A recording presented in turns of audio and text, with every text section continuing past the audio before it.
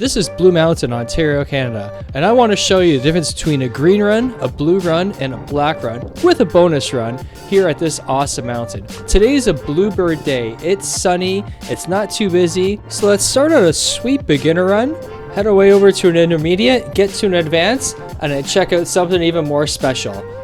We're starting on Gord's Groove, one of Blue Mountain's classic green runs.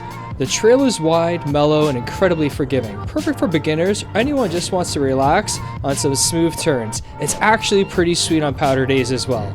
The pitch here is gentle, and the grooming is usually excellent, which makes this place awesome for focusing on edge control without feeling too rushed. It's also not too busy because it's all the way on the south end, which keeps a lot of the speed demons away. 220 meters or 720 feet of vertical, which doesn't sound massive on this run, but it's actually about 2 kilometers long, so you get a lot of variety.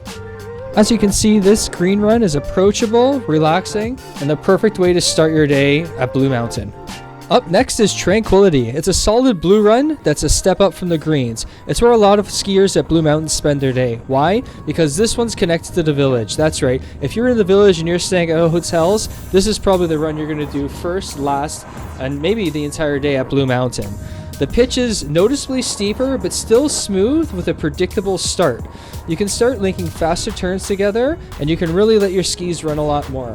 I love this run, especially going slalom between the chairlift poles and the steep little portions of it. Tranquility gives you a sustained fall line skiing without feeling intimidating. It's long enough to get into a good rhythm, but it's not too long to tire you out. It's the perfect exercise. Blue Mountain's longest runs are around 1.5 kilometers. And while this really isn't the longest on the hill, it definitely gives you that real long feeling between the 3 different stages of the mountain. Finding a sweet spot of fast enough for exciting, but relaxing enough to stay in control. Now we're dropping into Spectacular, one of Blue Mountain's Black Diamond runs. This is where things start to get a lot more serious. The pitch is steep right away, and you're going to have to commit to your turns. You're going to be sliding down on your butt. There's no room to coast here. It's all about edge control and lots of confidence. On a powder day, Spectacular is lots of fun. On a firm day, it demands respect, especially if there's some ice. This one really shows the upper limit of groomed terrain at Blue Mountain. For Ontario skiing, this is about as challenging as it gets without heading into the trees. It's short, it's intense, and before you know it, it's over, but it leaves an impression. And for our bonus run, we're heading to Showcase Glades. This is a double black diamond. Some of the most technical runs at Blue Mountain.